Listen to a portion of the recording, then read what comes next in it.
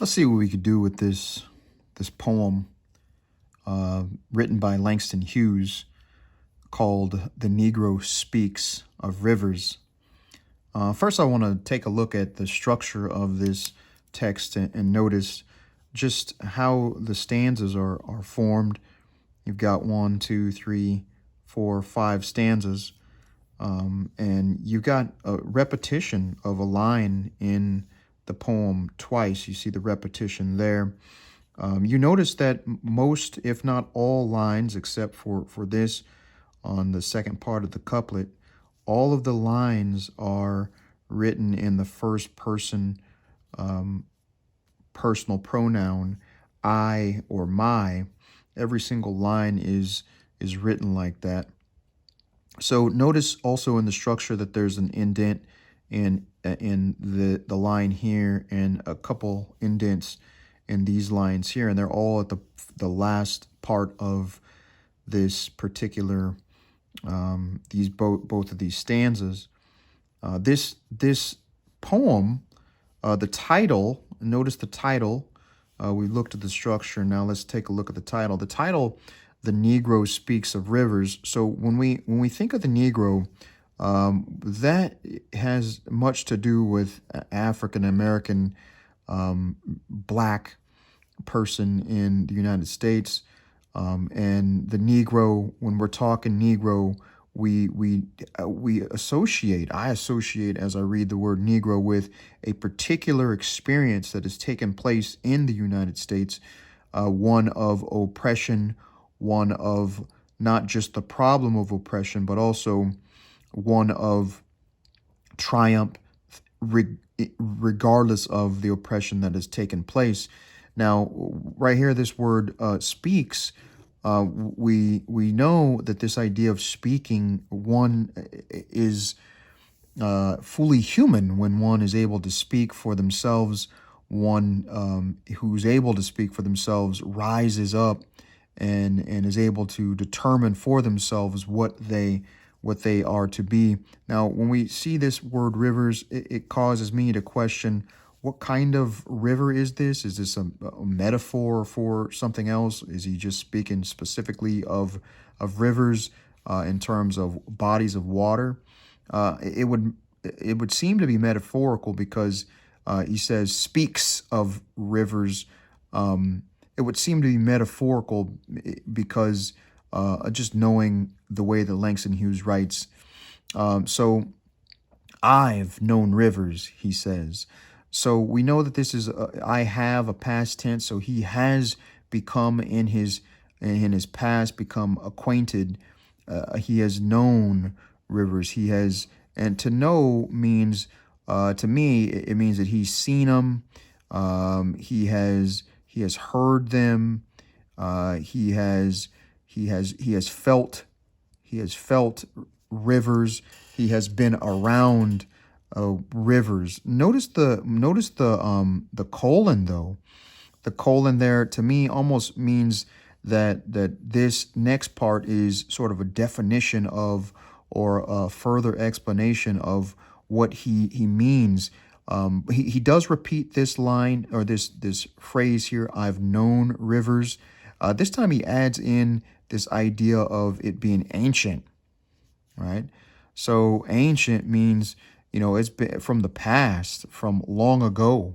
It puts me in the mind of sort of ancestors, as the world, ancient as the world, and older. So he's got the idea of age, time period here. Ancient as the world, older than the flow. So these rivers that he's indicating, that he's referencing, they're older than the flow of human blood in human veins. So these rivers here, they predate humanity. They have been around for a long, long time. As I'm speaking right now, I'm sort of reflecting on a connection that I'm making with the text that you find in the Gospels, where Jesus in the book of John talks about living water, You'll never thirst again from the living water. It's sort of this idea that there's this ancient body of water that's alive and that runs and flows, and I kind of get that sense from the sacredness of this text, because it's ancient, it's old, it's prior to human beings. He changes from I've to my for whatever reason, and he says, "My soul has grown deep like the rivers." So when I understand that this line is the same thing, my soul has grown deep like the rivers. This is obviously going to be a process. Apparently there has been a time when his soul, his inner world, his inner person, his inner being, his the thing that is perhaps as old as human blood and human veins, maybe his soul is as old as human blood and human veins, has grown deep like the rivers, is running and flowing in the same manner that the rivers is running, the rivers run and flow. Now he comes to this 4 line stanza, four two couplets, quadruplet. He comes here and he's got sort of an indent here, and it sort of draws your attention to it. You have to notice that these are similar. I bathe in the Euphrates, so that's an old river. That's where he took a bath. He immersed himself in it. Imagine taking a cloth and dipping the cloth into water. That's what it sort of rings out into my ears. And when dawns were young, I built my hut. So where I lived, where I bathed, where I lived near the Congo. Now we're talking the African continent here, and it lulled me to sleep. It put me to sleep, put me to deep sleep. Lulled, like it just kind of was gentle.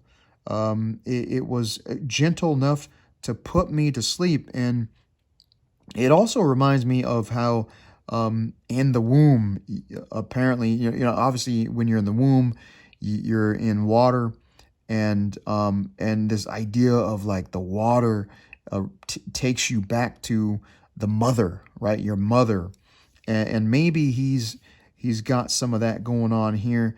I looked upon the Nile and raised the pyramids and raised the pyramids above it. So it's almost as if who's doing the raising?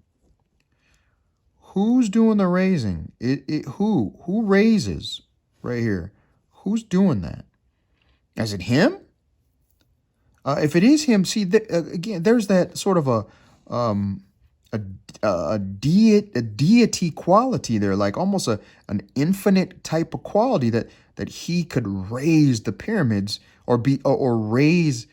I looked upon the Nile and raised the pyramids.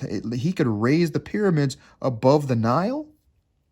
So there's some power that this speaker has. I heard the singing of the Mississippi. What? So he goes from these ancient Eastern African rivers, and then he comes to the United States and talks about Mississippi. Abe Lincoln and New Orleans, went down to New Orleans, and I've seen its muddy bosom turn all gold in the sunset. So he's saying it's almost like he sees the connection between the Mississippi and these rivers here. It's like the same thing. And notice Abraham Lincoln shows up. Could it be because of Abraham Lincoln's iconic history of bringing freedom to the Negro, freedom to the Negro, to the black people through the Civil War, and bringing the Emancipation Proclamation, signing the Emancipation Proclamation, and these sorts of things.